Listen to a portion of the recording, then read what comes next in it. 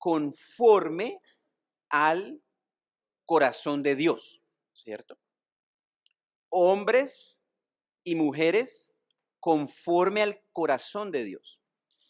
¿Y en dónde vamos a estudiar esta definición en la Biblia? Vamos a estudiar la vida, unos apartes, porque para estudiar la vida de David podemos durar aquí todo el año, unos apartes del rey David, que es del cual la Biblia dice que era un hombre conforme al corazón de Dios, ¿cierto?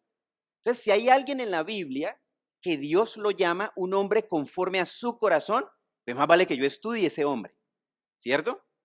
Más vale que yo entienda qué hizo David para merecer ese calificativo que se lo dio Dios mismo, no se lo dio un hombre, no se lo dio el pastor, no se lo dio su líder, se lo dio Dios. Entonces Dios ve a David y dice, mira, ahí está David, ese es un hombre conforme a mi corazón. Entonces uno dice, algo tenía David, ¿cierto? ¿Qué características tenía David que lo hacían un hombre conforme al corazón de Dios? ¿Quién quiere decir alguna? Su comunión con el Señor, ¿cierto? Quiere decir que él hablaba con Dios, tenía una comunión con Dios, tenía una relación con Dios, ¿cierto? ¿Qué más dice la Biblia? ¿Qué otras características tenía David? Derramaba su corazón delante de Dios. ¿Qué significa derramar su corazón delante de Dios? Que era tal como él era, ¿sí? Lo que yo les decía a ustedes que están aquí por primera vez, vengan tal y como son, ¿sí? Sean tal y como son delante de Dios. A Dios yo no le tengo que aparentar nada, porque Dios me conoce. Yo tengo que presentarme a Dios tal y como era, y David se presentaba tal y como era, no guardaba imagen, como él era, así estaba delante de Dios. ¿Qué más? ¿Qué más? ¿Cómo? Adoraba al Señor. Mire, David literalmente tenía lo que se puede llamar una alabanza extravagante. ¿Qué es una alabanza extravagante?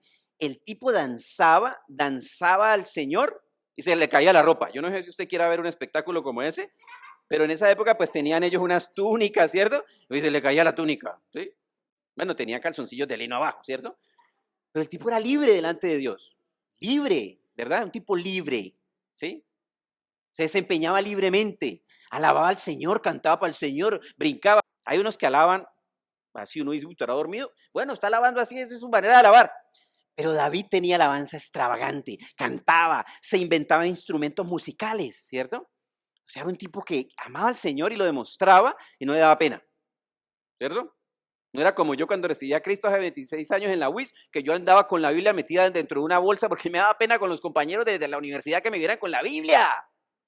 Eso duró un tiempo, después ya no me daba pena. Pero al principio me daba pena. Yo la guardaba en una bolsa. ¿Sí? A David no le daba pena. Ni de lo que decía la gente, ni de lo que decía su familia, no le daba pena nada. Pero hoy vamos a estudiar unas características de David que lo hacían ser ese hombre conforme al corazón de Dios y que eran características un poco más difíciles de lo que ya hemos hablado hoy. Porque alabar a Dios es fácil, ¿cierto? Alabar a Dios extravagantemente no es tan difícil. Usted canta y baila, ¿sí? No es tan difícil. Pero vamos a ver características de David que en realidad eran difíciles y que él decidió hacerlas y que eso le sirvió de apelativo de ser un hombre conforme al corazón de Dios. Entonces dice así Hechos 13:22, pero después de deponerlo, se refiere al rey Saúl. El rey Saúl, que era el rey de Israel, fue depuesto. Le quitaron el puesto de rey. Dice, pero después de deponerlo, les levantó a David como rey, de quien dio también testimonio diciendo, hallé a David, el hijo de Isaí, un varón conforme a mi corazón, el cual hará todos mis deseos. Entonces ahí ya empezamos a notar una característica de un hombre conforme al corazón de Dios, el cual hará todos mis deseos. O sea, David era un hombre que se proponía hacer todos los deseos de Dios, ¿cierto? Y para yo hacer los deseos de una persona, ¿qué es lo primero que tengo que hacer? Pues saber cuáles son los deseos de esa persona, ¿cierto? Yo no puedo agradar a mi esposa si yo no le pregunto qué le gusta, ¿cierto? Si yo asumo qué le gusta a mi esposa y lo hago, es probable que la desagrade. Yo necesito saber qué le gusta a ella. ¿Cuáles son sus deseos para concentrarme en agradarla? Igual con Dios, yo le tengo que preguntar, Señor, ¿qué te gusta? ¿Qué quieres que yo haga?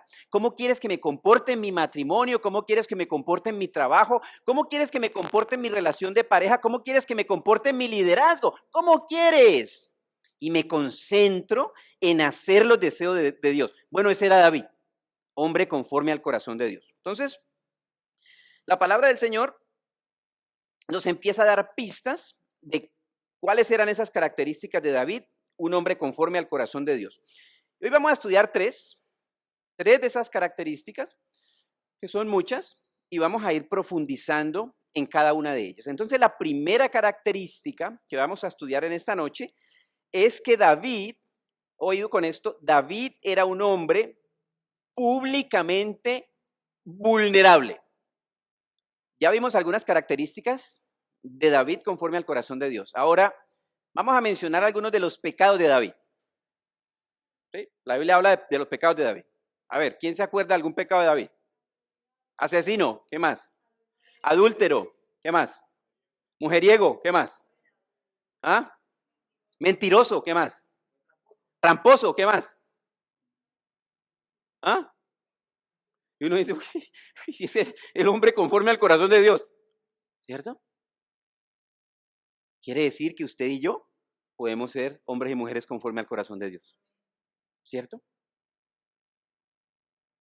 La Biblia es tan fascinante que no esconde los pecados de los grandes hombres de Dios, ¿cierto? Y si la Biblia no esconde los pecados de David, ¿por qué hoy en día nosotros pretendemos esconderlos de nosotros y guardar imagen delante de la gente? ¿Cierto? Uy, que no se den cuenta. ¿Sí? Porque ¿qué dirán de mí si se dan cuenta que yo ando metido en esto? ¿Cierto? Pero David era un hombre públicamente vulnerable. Quiere decir que todo el mundo conocía la debilidad de David. El pueblo conocía la debilidad de David. Todos las conocían. ¿Eso le hizo perder autoridad? Nunca. Porque así como lo veían débil, lo veían arrodillado delante del Señor diciendo, Señor, perdóname porque yo pequé. Otra característica de David que lo hacía un hombre conforme al corazón de Dios. Decía, cierto, yo soy un pecado. ¿Sí? Yo soy un pecado. Yo soy un adúltero, soy un mentiroso. Mandé a matar a una persona. Sin embargo, ante los ojos de Dios era un hombre conforme a su corazón. ¿Sabe por qué? Porque reconocía su pecado y se apartaba de él. Entonces todos podemos ser hombres y mujeres conforme al corazón de Dios. Entonces vamos a ver esa vulnerabilidad de David, ¿en qué consistía? Vamos a definir primero la palabra vulnerable. Escuchen esta definición de la palabra vulnerable. La palabra vulnerable se utiliza como adjetivo para hacer referencia a una persona que puede ser dañado o recibir lesiones, bien sea físicas o morales. La palabra vulnerable es de origen latino y significa posibilidad de ser herido. Posibilidad de ser herido, posibilidad de ser dañado, posibilidad de caer. Las personas vulnerables se caracterizan por ser frágiles e incapaces de soportar algunas cosas. También una persona puede convertirse en un ser vulnerable debido a circunstancias que ha atravesado en su vida, produciendo una crisis emocional, ¿cierto? Entonces, usted y yo somos personas vulnerables también, como lo era David. Era vulnerable en su área sexual, ¿sí? Muy vulnerable en su área sexual. Fue un antitestimonio en su área sexual. Fue un antitestimonio como padre. Cometió muchos errores en su vida sexual. No levante la mano, pero a ver quién tiene luchas en su área sexual. Yo tengo luchas en el área sexual. Soy vulnerable en mi área sexual. Tengo que cuidarme para no adulterar. No puedo dar papaya porque si doy papaya termino adulterando. Y yo tengo una esposa que cuidar, que amar. ¿Sí? Soy vulnerable. ¿Sí? Entonces, cuando una persona como David, con esa cantidad de vulnerabilidades, que la Biblia no las esconde, que él no las escondía, que él no las pretendía tapar, lidera un pueblo, ese pueblo se anima a salir de su vulnerabilidad. Pero cuando aquí al frente se para una persona infalible, que no tiene errores, que nunca se equivoca, la gente no se va a sanar. Porque no se identifica con el que está enfrente. Porque lo ve inalcanzable, lo ve demasiado perfecto, lo ve demasiado santo. Y la Biblia, ninguno de los hombres de Dios era así. Una radiografía completa de todos sus pecados, todas sus transgresiones y todos sus errores. Ninguno guardó imagen. Y Dios no le guardó imagen. Toda la humanidad sabe los pecados de todos los hombres de Dios en la Biblia. Ahora, usted no tiene que estar publicando lo suyo en Facebook. Pero de seguro usted sí puede decir, mire, el Señor me sanó de esto y me sacó de esto y a usted también lo puede sacar. Días atrás estuvimos en una conferencia en Sydney, Australia, una conferencia mundial de cristiana de la palabra, y se paraba un pastor a predicar y dice el tipo, mire, yo no sé qué estoy haciendo aquí, porque si ustedes supieran esa cantidad de errores que yo tengo y que el Señor me ha sanado de la depresión y que el Señor me sanó de mi área sexual y a mí abusaron cuando yo era niño y a mí empezó a lanzar un poco de cosas el Señor. ¿Sí? Dice, pero el Señor ya me perdonó. ¿Sí? Y empieza a predicar el Señor. Ocurrieron señales y milagros y prodigios, porque el que está ahí sentado decía, yo también puedo ser libre, yo también puedo ser sano, yo también me puedo parar a predicar la palabra de Dios. No está la última palabra dicha para mí, que soy un costal de errores en todas esas áreas, ¿cierto? Por eso yo me tengo que identificar y tengo que darle la gloria a Dios de las luchas que estoy viviendo hoy y de las cuales el Señor ya me sacó, me está sacando. Para que la gente diga, yo también lo puedo hacer en el nombre de Jesús, con el poder del Espíritu de Dios, yo también puedo cambiar mi vida. Entonces, era un hombre vulnerable. Vayamos a ver un ejemplo de la vulnerabilidad de David en Primera de Crónicas 21:1.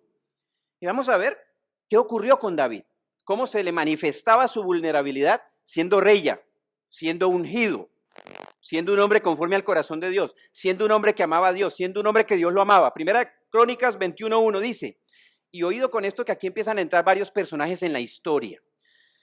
Primera Crónica 21:1 dice, entonces Satanás, oiga esto, se levantó contra el pueblo de Israel.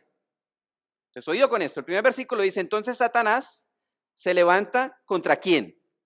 Contra el pueblo de Israel. Se levanta contra la congregación. Y echa ojo y dice, mira, voy detrás de estos, ¿cierto? E incitó a David a hacer un censo en Israel. ¿El objetivo del enemigo qué es? Es la gente, son los discípulos, es el pueblo. Pero ¿a quién incita a pecar? A la cabeza, ¿cierto? A David. Dice que Satanás lo incita a un hombre conforme al corazón de Dios, a un hombre de alabanza extravagante, a un hombre que escuchaba la voz de Dios. ¿Sí? Y entonces, ¿será que a nosotros de pronto el diablo nos puede incitar a hacer algo? La respuesta es sí. Y si de pronto hay alguien aquí que cree que el diablo no lo puede incitar a hacer algo, me atrevo a decir que ya lo está haciendo. Porque lo primero que hace el diablo es hacerle creer a usted que él no existe y que no tiene autoridad alguna en usted para hacerle nada. Ahorita vamos a ver más adelante que el diablo está derrotado, pero no está muerto. Hay una cosa bien interesante, mire, una serpiente, la palabra de Dios habla del diablo como una serpiente, ¿cierto? Por la capacidad que tiene de morder y hacer daño y envenenarme y matarme. Una serpiente, uno le puede cortar la cabeza a la serpiente. Yo no sé si usted lo ha visto en National Geographic o en YouTube en algún lado. Se le corta la cabeza a la serpiente y el cuerpo queda un rato dando vueltas, se demora en morir. Y la cabeza arrancada de la serpiente todavía tiene capacidad para morder. Y hay gente que ha sido muerta con una cabeza de serpiente decapitada. ¿Sí? Y ese es el diablo. El Señor le quitó la cabeza al diablo. El Señor lo derrotó, pero todavía puede morder. Todavía puede morder en el área sexual, en el área económica, en el área emocional, en el área afectiva. Todavía puede morder, porque no está muerto. Está derrotado, ya le llegará su hora. ¿Sí?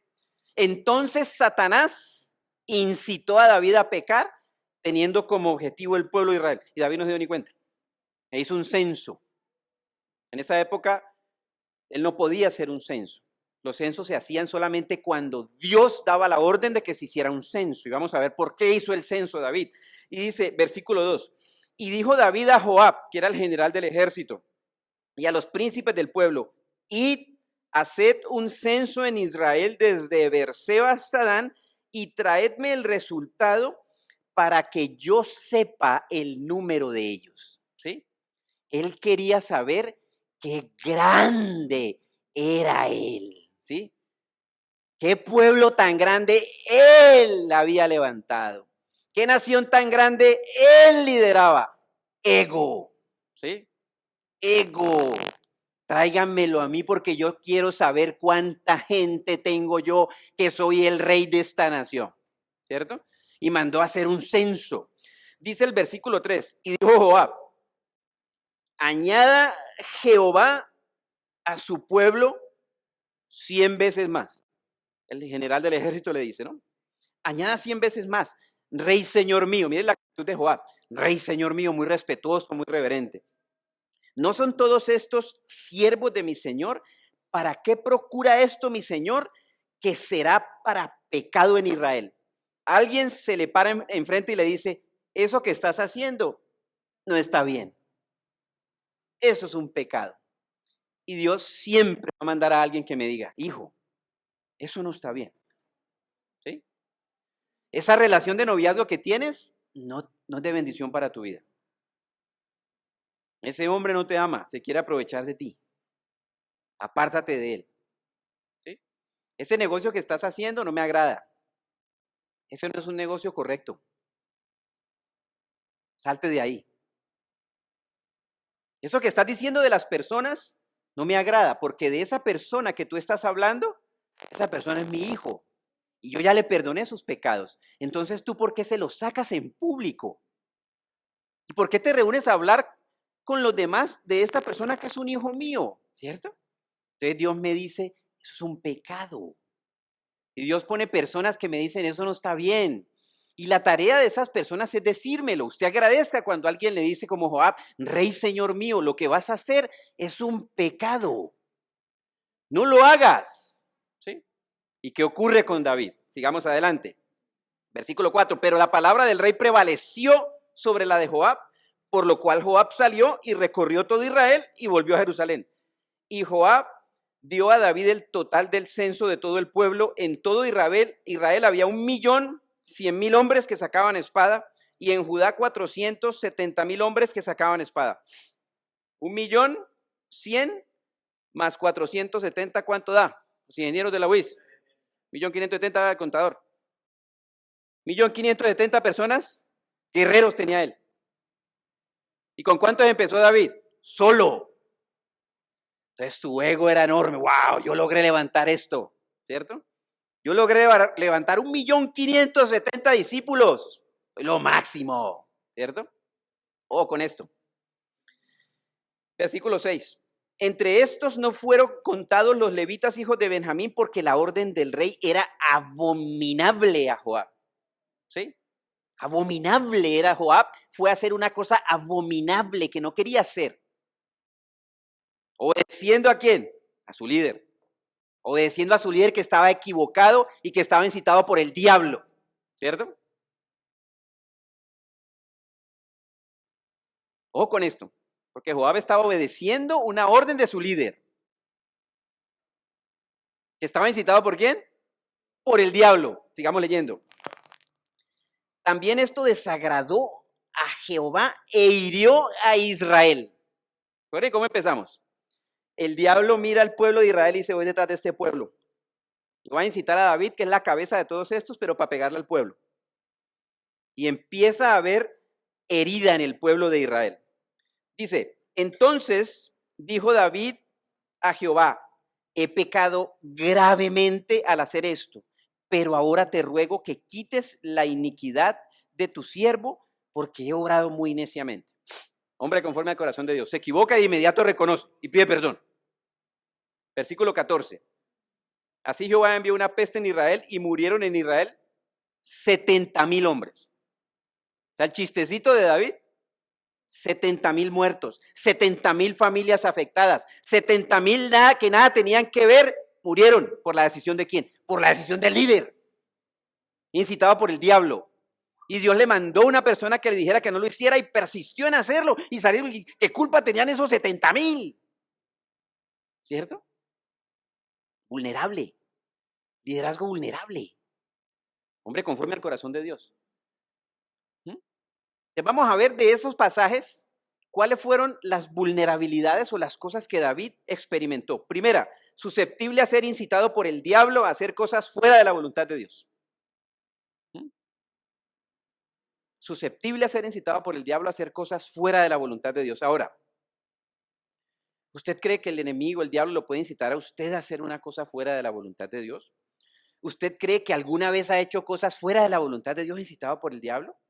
¿Cómo es posible que un hombre conforme al corazón de Dios se hace engañar por el diablo? ¿Cierto? Un hombre que amaba al Señor, alababa al Señor, conocía al Señor, todo lo que hemos dicho de David, ¿cómo era posible? ¿Por qué? Primera cosa, por ignorante. ¿Sí?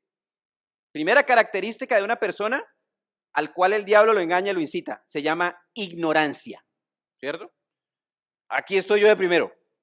Uy, Señor, yo no quiero ignorar las cosas del diablo para que no me incite a mí a hacer cosas que no te agradan. La Biblia dice, 2 Corintios 2 del 10 al 12, lo siguiente. Y esto es bien importante, mire. Pasamos al Nuevo Testamento un poquito. 2 Corintios 2 del 10 al 12 dice, y a quien, está hablando Pablo, el apóstol Pablo, dice, y a quien algo perdonéis, le está hablando a los corintios, y a quien algo perdonéis, yo también. Porque también lo que yo he perdonado, si algo he perdonado, ha sido por vosotros en presencia de Cristo. Habían personas que habían hecho cosas contra Pablo, ¿cierto? Que lo habían herido, lo habían dañado, habían hablado mal de él, ¿sí? Y Pablo, ¿qué le dice a los de Corinto? Por ustedes, por el pueblo, yo ya lo perdoné, ¿cierto? Yo lo perdono, ¿sí? Dice en el versículo 11, para que no se aproveche Satanás de nosotros. Lo voy a parafrasear. Para que no se aproveche Satanás de nuestras discordias, de nuestras peleas, de nuestros resentimientos, de nuestras amarguras, de lo que no he perdonado. Si hay algo que usted no ha perdonado, es la puerta abierta para que el enemigo lo incite a hacer cosas que no le agradan a Dios. ¿Cierto? Y yo declaro que en el nombre de Jesús, ahora por el Espíritu de Dios, el Señor le muestra a cada uno de los que está aquí qué es lo que no ha perdonado, que es necesario perdonar. Porque es una puerta abierta al enemigo y usted no quiere que el enemigo se siente a su mesa. La Biblia dice que el Señor adereza mesa delante de nosotros en presencia de nuestros angustiadores, ¿cierto? Y esa mesa es para usted y el Señor. El enemigo se sienta en la mesa cuando yo todavía tengo amargura, resentimientos, odios y no he perdonado algo o a alguien, ¿cierto? Pablo decía, mire, yo lo perdono por ustedes, para que el enemigo no gane ventaja alguna de nuestras discordias, para que el enemigo no gane ventaja de nuestro resentimiento y de nuestra falta de perdón. Perdone. Perdone lo que sea necesario perdonar. ¿Sí?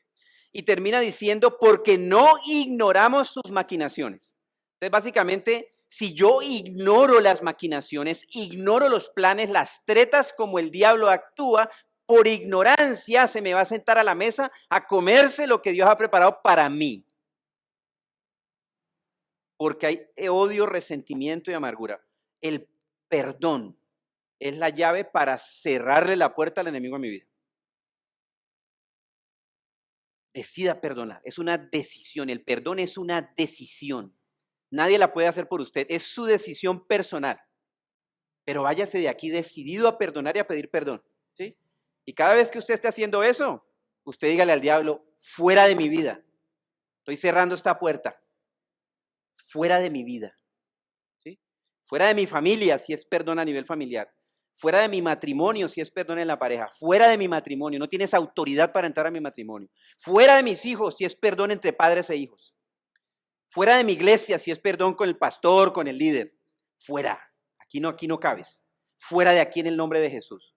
Pero usted es el que tiene esa autoridad. Ignorancia. La ignorancia me lleva a que el enemigo me incite a pecar y al resentimiento y a la amargura. Entonces, ignorancia es una. Estudiando esto del Nuevo Testamento entra la falta de perdón y entra otra bien interesante, mire.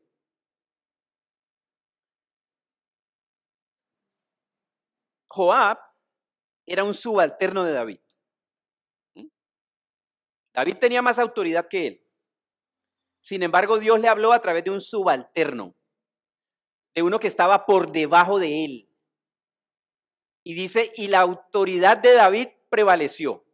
La Biblia no lo dice, pero yo me invento cuando yo esté en el cielo, en el YouTube celestial, yo le voy a decir al Señor, mostrame el video de momento, yo quiero ver, ¿sí? Que me muestre la película, porque estas son cosas que uno siempre las ha imaginado, ¿cierto? Cuando esté en el cielo, yo le voy a decir que me muestre varias películas que ya tengo, cómo fue, cayó fuego del cielo cuando Elías y que dividió el mar, que me muestre eso en el YouTube celestial. En el YouTube que yo me imagino, ¿cierto? Yo me imagino que David le dijo, yo soy el líder, papá. Usted tiene que obedecer porque es que yo soy el líder. Y si usted de pronto alguna vez se le ha escapado eso, es probable que esté llevando a la gente a hacer cosas abominables, como hizo Joab. Joab obedeció. Porque dice, la autoridad de David prevaleció sobre la de Joab. Usted tiene que obedecer porque aquí mando yo. Si usted tiene que demostrar su autoridad diciendo eso, anda por el camino equivocado. Usted no tiene que mostrar la autoridad, ¿sí? La autoridad se la gana sirviendo. Porque ¿quién es el más grande? Dice la palabra de Dios. El que sirve, ¿cierto? Porque una vez estaban los apóstoles discutiendo y el Señor llega y dice, bueno, ¿y qué? ¿Qué están conversando? No, aquí nada conversando nada. Estaban peleándose quién era el más grande entre ellos, quién era el más importante, quién manda más aquí. Y el Señor les dijo, mire hermano, ustedes no han entendido en nada. El más grande, el que sirve. Y la autoridad se gana sirviendo a la gente. ¿Sí? La autoridad se gana sirviéndole a las personas, amándolos, orando por ellos, restaurándolos, sanándolos, imponiéndole las manos, restaurando sus matrimonios en oración, en alabanza, en pastoral, etcétera. Hablando de liderazgo. La autoridad de usted como padre se gana sirviéndole a sus hijos en amor, en respeto, siendo de testimonio, que su discurso sea consistente con lo que usted hace. Que sus hijos lo respeten porque su sí es sí, su no es no. Que sus hijos lo respeten porque usted es un hombre que ama al Señor y tiene al Señor como preferente asunto de su interés. Porque no espere que sus hijos busquen al Señor si no lo ven a usted buscando al Señor. No esperen que sus hijos lean la Biblia si no lo ven a usted leyendo la Biblia. No espere que sus hijos se arrodillen delante del Señor si no ven a usted arrodillado. No espere que sus hijos pidan perdón si usted no les pide perdón cuando usted como padre se equivoca. Vulnerables como padres. Perdóname, hijo, porque me equivoqué contigo. Cuando yo le digo a mi hijo, perdóname, hijo, porque me equivoqué contigo, le estoy enseñando a pedir perdón. Usted tiene que obedecerme. La autoridad de David prevaleció contra Joab y Joab hizo algo abominable, ¿cierto? Entonces yo tengo que discernir de dónde viene la voz de Dios. Porque hay un grave error revelacional y es creer que Dios solamente habla de donde yo estoy para arriba, ¿cierto? Que Dios solamente me puede hablar a mí de donde yo estoy para arriba, ¿cierto? Entonces Dios me va a hablar a través de mi pastor, a través del pastor de mi pastor y a través de hasta el Espíritu Santo, ahí yo permito que me hable, pero ahí para abajo no, imposible hablar a través de un discípulo. ¿Cuándo se ha visto? A mí, puede ser. Hey, rey, señor mío, te vas a mandar un pecadillo, discípulo. ¿Qué le dijo David? En mi imaginación, vos me estás diciendo a mí, hablo de vos porque yo soy bayuno, a veces me sale el bayuno. Vos me estás diciendo a mí que voy a pecar si yo soy el líder. Y se fue Joab aborreciendo lo que iba a hacer, 70,000 muertos. Dios habla a través del que quiera. No hay castas en la Biblia. No existen las castas para el Espíritu de Dios. ¿O no habló Dios a Naamán a través de la sirvienta de su casa? ¿Usted conoce la historia de Naamán? Bueno, le voy a contar rápidamente la historia de Naamán. Naamán era un leproso enfermo. La sirvienta de su casa, que era una esclava sirvienta, tenía esas dos características, ¿sí? De liderazgo. Esclava sirvienta, pero que conocía que independiente de su estado, Dios la podía usar. Esa sirvienta le dijo a la mujer de Naamán, si mi señor va a Samaria, el profeta lo sana de su lepra. Esa mujer sabía que podía ser de bendición, así fuera una sirvienta. Esa mujer sabía que podía ser de bendición, así fuera una esclava. Y usted, independientemente de lo que sea, usted puede ser de bendición, pero tiene que hablar. Creí, por lo cual hablé. Tiene que hablar del Señor donde Dios lo ha puesto. Tiene que decirle a la gente, el Señor lo puede sanar. El Señor puede restaurar tu vida. El Señor puede restaurar tu matrimonio. El Señor puede restaurar tus hijos. Independientemente de que usted sea la sirvienta esclava. Y la mujer de Naamán escuchó. Y Naamán escuchó. Y le hace la historia. Y Dios lo sanó de su lepra. Si él hubiera dicho, ¿me va a dar a mí una sirvienta? No hubiera escuchado la voz de Dios. Dios va a hablar a través del que Él quiera, cuando quiera, como quiera. No hay castas, no hay acepción de personas. Dios habla como sea, a través de quien sea, sea nuevo, sea viejo, lleve 50 años, sea el nuevo que entró hoy. Dios habla.